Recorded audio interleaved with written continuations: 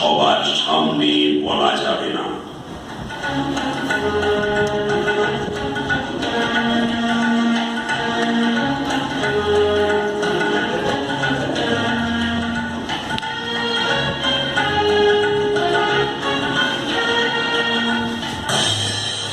এবার চমকে উঠেছে,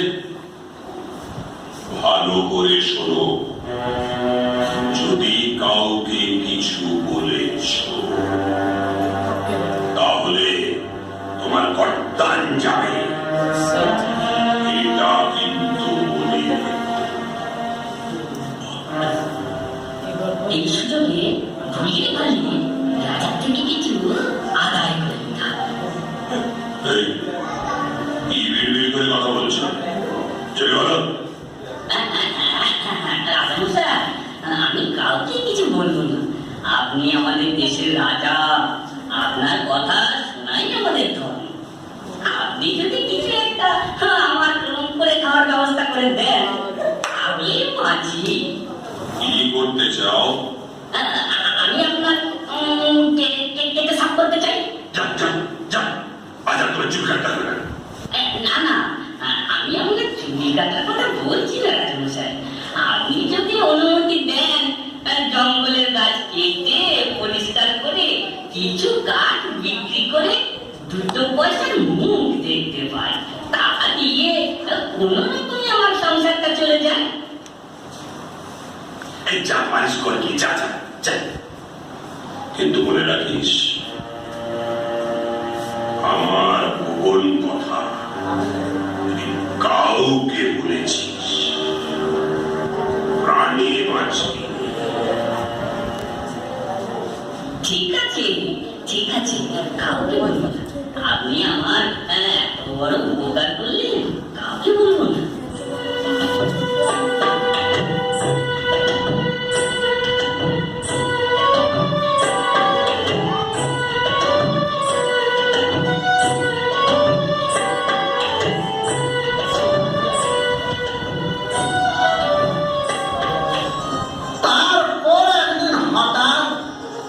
রাজার মেয়ের বিয়ে, আর সেই দিনকে কি ঘটনা ঘটলো তাহলে আপনারা দেখে নিন।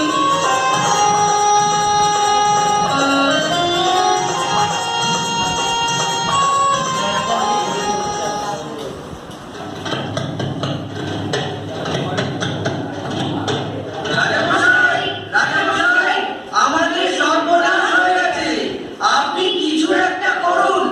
আচ্ছা, তোমরা কি কোথা থেকেই বা এসেছো? কারণ আপনি যে গ্রামে থাকে সেই গ্রাম থেকেই এসেছি। আরে দাঁড়াও দাঁড়াও, কালুয়া নাপিত, ওকেই তো আমি খুঁজছি। ও কোথায়? আমার মেয়ের বিয়েতে ওকে লাগবে। নাপিত ছাড়া কি বিয়ে হয়? ওকে ডাকো। না রাজামশাই, তাকে এখন পাবেন কি করে? তার এখন অনেক লেবার। আপনার কাছে গাছ বিক্রি করে পরিবেশ নষ্ট করে বড় লোক হয়েছে। আপনারা যান, কালুয়া নাপিতকে যেভাবেই হোক ধরে আনতে হবে। প্রহরী, তুমিও ওদের সঙ্গে যাও। বেঁধে হোক আর যেভাবেই হোক ওকে ধরে টানতে টানতে নিয়ে আসবে।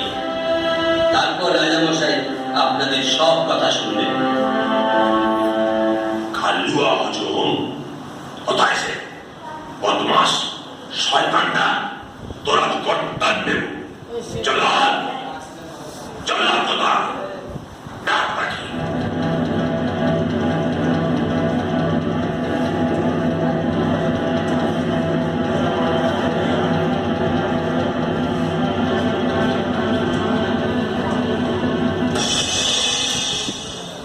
রাজামশাই রাজামশাই, আমি আপনাকে কিছু বলতে চাই রাজামশাই। তোর মুন্ড বাদ।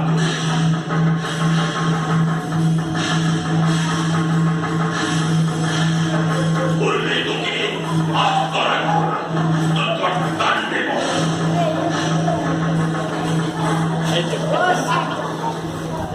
রাজামশাই, ওকে প্রাণী না মেরে ওকে একটাই শাস্তি দিন। ও যেমন গাছপালা কেটে গ্রামের প্রাকৃতিক পরিবেশ নষ্ট করেছে, তেমনি ওই গ্রামের চারিদিকে গাছ লাগিয়ে আগের মতোই সুস্থ পরিবেশ ফিরিয়ে আনবে।